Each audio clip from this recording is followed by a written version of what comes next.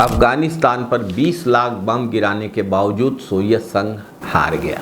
America ने Vietnam पर 75 lakh ton बम गिराए, अफगानिस्तान पर 2 लाख बम गिराए, लेकिन दुम दबा के भागना पड़ा। फिर से अमेरिका मिडिल ईस्ट में अपने दूतावास बंद करके भाग रहा है। 1300 नागरिकों की मौत और हजारों घायलों के बावजूद ईरान सीना ताने खड़ा है और आज विश्व ईरान से होर्मुज का रास्ता खोलने की याचना कर रहा है। इस युद्ध में हमारा भारत कहाँ खड़ा है? खुद को विश्व गुरु और सुपर पावर कहने वाला हमारा देश अमेरिका के सामने तेल की भीख मांगने को मजबूर है। 30 दिन सोवियत रूस का तेल मिलने की मोहलत मिलने पर ऐसे राहत की सांस ले रहे हैं जैसे कोई गुलाम अपनी मालिक से बख्शीश पाकर खुश होता है। क्या पिज़्ज़ा, चाइनीज़ और शॉपिंग मॉल वाले इस खोखले विकास के लिए हमने अपनी संप्रभुता, सोवर्जिनिटी और आत्मनिर्भरता, आत्मसम्मान गिरवी रख दिया है? सुनिए एक ऐसा कड़वा सच जिसे स्वीकार करने का साहस बहुत कम लोगों में है।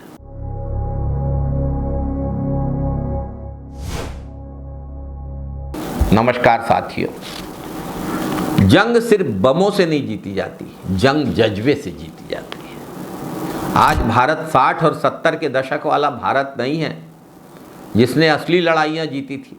आज बहुत सारे लोग, हमारे नेता, हमारे उच्च अधिकारी सुविधा भोगी हो गए हैं। खाने के लिए चाइनीज़ चाहिए, पीने के लिए कोक, शॉपिंग के लिए आलीशान माल और दौड़ने के लिए चमचमाती विदेशी कारें।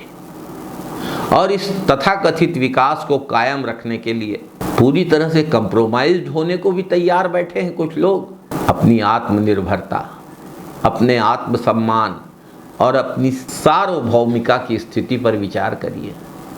कल अमेरिका के डिप्टी विदेश मंत्री ने खुलेआम कह दिया कि वो भारत के बाजार को कभी पनपने नहीं देंगे, भारत कभी चीन नहीं बन सकता। किसी ने विरोध किया? हम खामोश हैं। ऑपरेशन सिंदूर में क्या हुआ था?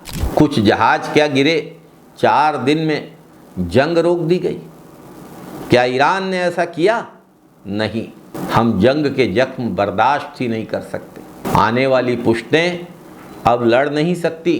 कड़वी सच्चाई है कि हम अब आत्मनिर्भर नहीं, निर्भर बन रहे हैं। कायरता का आलम यह है कि हमारे तेल खरीदी के फैसले, हमारे युद्ध विराम के फैसले अमेरिका ले रहा है और खुलेआम बोल भी रहा है। क्या हो गया है? इतनी बेबसी, अर्थव्यवस्था का ये हाल, सारे संसाधन, देश की सारी ताकत उन कारपोरेट लुटेरों के हाथों में सौंप दी गई है जो देश को अंदर से दीमक की तरह खोखला कर रहे हैं। घरेलू प्रोडक्शन दरकिनार, हर चीज बाहर से मंगा रहे हैं। अमेरिका 30 दिन के लिए रूसी तेल खरीदने की छूट भी देता है तो 140 करोड़ का देश जश्न मनाता है। यह तो कूटनीति नहीं है, यह तो विदेश नीति नहीं है, यह तो सरेंडर का चेहरा है। सत्ता के पाखंड और खोखले दावों के बीच के विरोधाभास को भी देखिए साथियों। क्या कंट्रास्ट है। चुनावी रैलियों और बड़े बड़े मंचों से 56 इंच की छाती ठोक ठोक कर लाल आंखें दिखाई जाती हैं। देश की जनता को असल मुद्दों से भटकाने के लिए पीओके, पाक अधिकृत कश्मीर वापस लेने की हुंकार भरी जाती है। लेकिन देश के हर नागरिक के मन में आज सवाल है कि जो सरकार बिना अमेरिका की अनुमति के अपनी मर्जी से, अपने पैसों से किसी दूसरे देश से कच्चा तेल नहीं खरीद पा रही है, जो अमेरिकी पाबंदियों, अमेरिकी धमकियों और दबाव के आगे घुटने टेक देती है, तेल नहीं ले पाने वाले लोग पीओके क्या खाक लेंगे? साथियों, सुपर पावर और विश्व गुरु मंच से दिए गए भारी भरकम भाषणों से और व्हाट्सएप के पोस्ट से नहीं चलते। विदेशी इशारों पर नाचना एक गुलाम देश की मानसिकता है। सबसे बड़ी विडंबना, अगर इस सच को कोई उजागर करता है तो सत्ताधीश आपको विकास विरोधी, वामपंथी, नक्सली, देश विरोधी, पाकिस्तानी, खालिस्तानी सब कुछ ठहरा देंगे।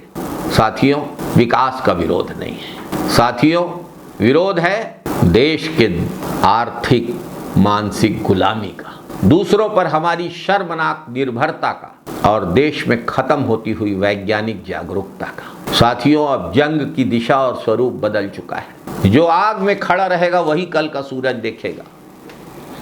अगर हमने आज अपनी इस मानसिकता को नहीं छोड़ा तो भारत अगले 1000 साल तक नहीं उबर पाएगा।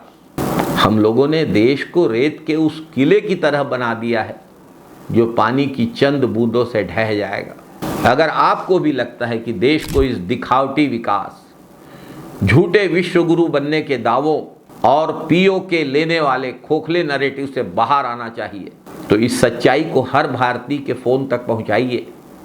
इस वीडियो को ज़्यादा से ज़्यादा शेयर करिए और ऐसी ही बेबाक, निडर और कड़वी सच्चाइयों से जुड़े रहने के लिए असली आवाज़ यूट्यूब चैनल को सब्सक्राइब करिए, बेल आइकन दबाइए।